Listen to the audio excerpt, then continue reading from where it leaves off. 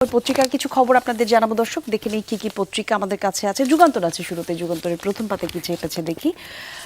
প্রথম পাতার প্রথম শিরোনাম সংস্কার বিচার এবং নির্বাচন, অগ্রগতি অগাস্টে দৃশ্যমান, জুলাই সনদ চূড়ান্ত করতে যাচ্ছে ঐক্যমত্য কমিশন, একই সাথে ঘোষণা হবে জুলাই গণ অভ্যুত্থানের ঘোষণাপত্র, সীমানা খসড়া প্রকাশ এবং ভোটের গুরুত্বপূর্ণ প্রস্তুতিও দৃশ্যমান হবে। ফেব্রুয়ারিতে ভোট এবং ডিসেম্বরে তফসিল ঘোষণা ধরে এগোচ্ছে সরকার ও ইসি।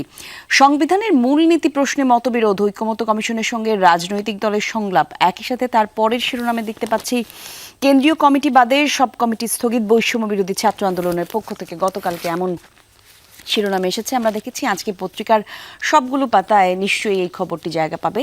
তার কারণ হিসেবে যে কারণে আসলে এই সিদ্ধান্ত নিয়েছে বৈষম্য বিরোধী ছাত্র আন্দোলন, তার কারণ হচ্ছে পুলিশকে পুড়িয়ে মারার হুমকি দেয়া বেপরোয়া রিয়াদ, গুলশানের সমন্বয়ক পরিচয় চাঁদাবাজি। এই প্রসঙ্গেই মূলত কেন্দ্রীয় কমিটি বাদে বাকি সব কমিটি স্থগিত করেছে বৈষম্য বিরোধী ছাত্র আন্দোলন। আর তার পরের শিরোনামে দেখতে পাচ্ছি ৫৬ টাকায় ঋণ ২৭,০০০ কোটি, ঘাটতি মেটাতে সরকার ব্যাংক থেকে ধার।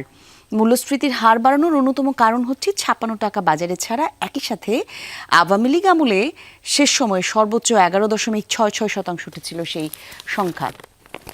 একটু যদি শেষের পাতায় দেখি কি কি খবর আছে। যুক্তরাষ্ট্র থেকে ২৫টি বিমান কিনবে সরকার, পাল্টা শুল্ক নিয়ে কাল ওয়াশিংটনে চূড়ান্ত বৈঠক। সেই সাথে আছে আশুলিয়ায় ৮ম শ্রেণীর শিক্ষার্থীকে সংঘবদ্ধ ধর্ষণ, গ্রেফতার হয়েছেন ৩ জন। সেই খবর আছে ২০৪১ সালের মধ্যে দক্ষিণ পূর্ব এশিয়ার ইকোনমিক হাব কোথায় হবে সেইটার একটা ছোট্ট ধারণা এখানে দেওয়া হয়েছে। দেশের তৃতীয় সমুদ্র বন্দর পায়রাকে ঘিরে তৈরি করা হয়েছে একটি দীর্ঘমেয়াদী এবং বিস্তৃত মাস্টার প্ল্যান। ২০৪১ সালের মধ্যে এই বন্দরে দক্ষিণ পূর্ব এশিয়ার ইকোনমিক হাবে রূপান্তর করাই এই পরিকল্পনার লক্ষ্য। চাইলে পড়ে দেখতে পারেন, খুবই গুরুত্বপূর্ণ ইন্টারেস্টিং তথ্য। তারপরে শিরোনামে আছে শতভাগ কার্যকরে HIV ওষুধের অনুমোদন দিল যুক্তরাষ্ট্র। চমৎকার খবর। বিজ্ঞান নতুন করে মানুষকে জীবন দেওয়ার চেষ্টা বা জীবন ফিরিয়ে আনার যে চেষ্টা, সেই চেষ্টায় আরও এক ধাপ অগ্রগতি হচ্ছে। পড়ে দেখতে পারেন, যুগান্তরের শেষের পাতায় এই লেখাটি ছাপা হয়েছে যারা আগ্রহ রাখেন চিকিৎসা ক্ষেত্রে। তারপরে আছে কুমিল্লায় পল্লী উন্নয়নে পথ প্রদর্শক আখতার হামিদ, সেই খবর আছে। আমরা দেখতে পাচ্ছি, একটু পড়ি দেখি কি আছে। বাংলাদেশ একাডেমিক ফর রুরাল ডেভেলপমেন্টের জনক ডক্টর আখতার হামিদ খান ছিলেন প্রান্তিক জনগোষ্ঠীর পথ প্রদর্শক, অংশীদারিত্বমূলক পল্লী উন্নয়নের জনকও তিনি। কুমিল্লায় বাইট প্রতিষ্ঠানের মাধ্যমে তিনি এই অঞ্চলে এক নবজাগরণের সূচনা করেন। এই নিয়ে বিস্তারিত লেখা চেপেছে, চাইলে পড়ে দেখতে পারেন। আর মোটামুটি ডিসি প্রসিকিউশনের বিরুদ্ধে আদালত অবমাননার অভিযোগ, শুনানিতে বিচারক কাজে অসহযোগিতা। এই ছিল যুগান্তরের প্রথম এবং শেষ পাতার গুরুত্বপূর্ণ খবরগুলো। একটু রাব্বির কাছে কি পত্রিকা আছে দেখি। আমার হাতে কালবেলার একটি সংখ্যা রয়েছে কলি, সেখানে প্রথমেই যে শিরোনামটি দেখতে পাচ্ছি, ওয়েবসাইটে জাল নথি তুলে ৬৭ কোটির কর ফাঁকি, জালিয়াতিতে সাবেক এমপি মোহনের গার্মেন্টস বি ব্রাদার্স লিমিটেড। গণ অভ্যুত্থান পরবর্তী দেশের আওয়ামী লীগ নেতার এই প্রতিষ্ঠানের নজিরবিহীন জালিয়াতি।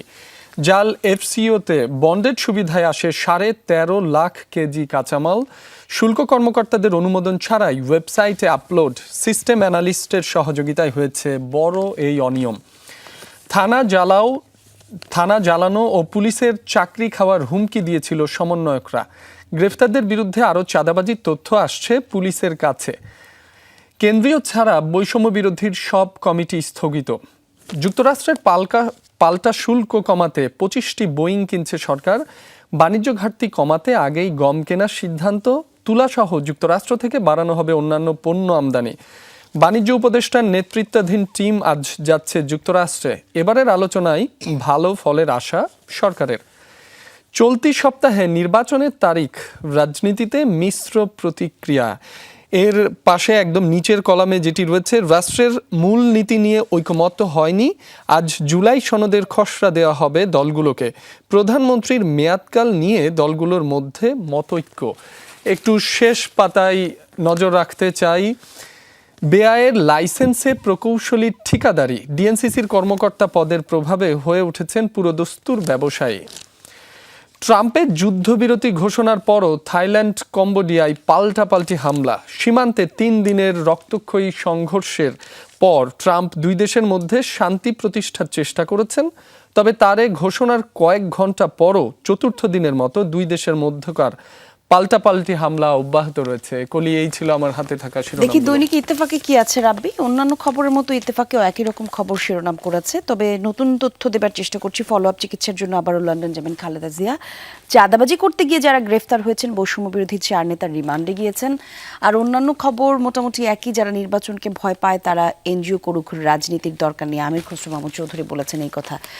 আর একটু যদি শেষের পাতায় দেখি কি আছে, ডক্টর ইউনূসের বিরুদ্ধে মানহানির মামলা বাতিলই থাকবে। আছে গ্রেফতারকৃত 9 শিশুর বিষয়ে প্রতিবেদন চেয়েছে হাইকোর্ট। গোপালগঞ্জে হামলা সংঘর্ষের প্রসঙ্গের খবর এটি। সেনাপ্রধান যতবার জুলাই আহতদের দেখতে গিয়েছেন, শপথ উপদেষ্টা মিলেও ততবার দেখতে যাননি, সার্জিস আলমের বরাত দিয়ে খবর এসেছে। যারা বিজ্ঞান, প্রযুক্তি এবং অন্যান্য খবরে আগ্রহ রাখেন তাদের জন্য একটি নতুন তথ্য দিতে চাই। সেটি হচ্ছে এই সময়ে বৈদ্যুতিক গাড়ি এবং হাইব্রিড গাড়ির যত্ন। কিভাবে সেই যত্ন নেওয়া হচ্ছে সেটি একটু আপনাদেরকে পড়ে শোনাই ছোট করে।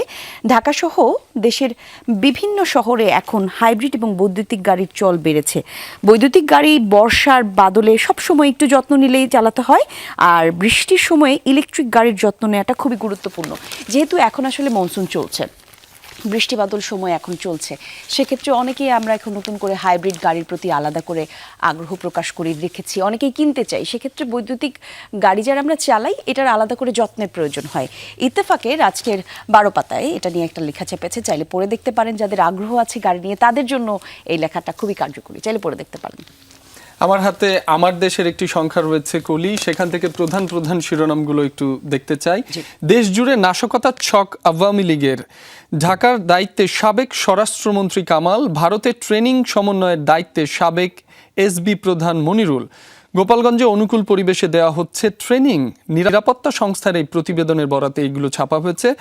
বসুন্ধরা আবাসিক এলাকায় ওয়ার্কশপের নামে ক্যাডারদের প্রশিক্ষণ। ঢাবির আন্তর্জাতিক সম্মেলনে মাহমুদুর রহমান বলছেন, দিল্লির ছত্রছায়ায় ছিল হাসিনা সরকার। এরপরেই যে শিরোনামটি দেখতে পাচ্ছি, 1 বছরে রেকর্ড $408 কোটি ঋণ পরিশোধ। যুক্তরাষ্ট্র থেকে 25 বিমান কিনবে বাংলাদেশ। বাণিজ্য ঘাটতি লাঘবের প্রয়াস, নতুন রুট পরিকল্পনার পরামর্শ বিশেষজ্ঞদের। বহর বাড়ানোর পরিকল্পনা থেকে নতুন ক্রয়াদেশ, বলছেন বাণিজ্য সচিব। চাঁদাবাজির সময় রাজধানীতে 5 সমন্বয়ক গ্রেপ্তার। এটি আজকে প্রতিটি পত্রিকাতেই শিরোনাম করা হয়েছে। 7 দিনের রিমান্ড মঞ্জুর, সংগঠন থেকে বহিষ্কার। কলি, এই ছিল আমার হাতে থাকা আমার দেশের প্রধান প্রধান শিরোনামগুলো।